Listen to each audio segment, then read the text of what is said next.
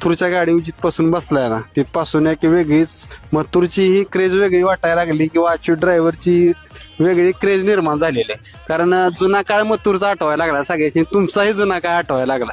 100% आणि मथुरचा पण म्हणजे मथुरवर माझा जास्त जीव आहे आणि राहुलांचा पण माझ्यावर जास्त जीव आहे. कारण का तेव्हा जेव्हा त्यांचा फोन येतो मला तेव्हा मी माझा स्वतःचा बैल म्हणून तो हाणायला जातो गाडी. मी जे पैशासाठी गाडी हाणायला कधीच आजपर्यंत गेलो नाही.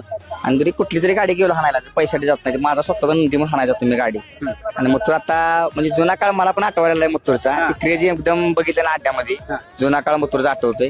आता येणार आहे पुढच्या 2-3 मैदानामध्ये मथुर येणार आहे अड्ड्यात. की मी बाहेर निघाल्यानंतर मी काहीतरी करून दाखवणार आणि बाहेर निघून माझं काहीतरी वेगळंच गणित असते. प्रत्येकापेक्षा माझं वेगळं गणित असते. त्या मथुर गाडीवर बसतं त्याला पळताना बघतं त्यावेळेस कुठल्या बैलाची तुम्हाला आठवण होती हो?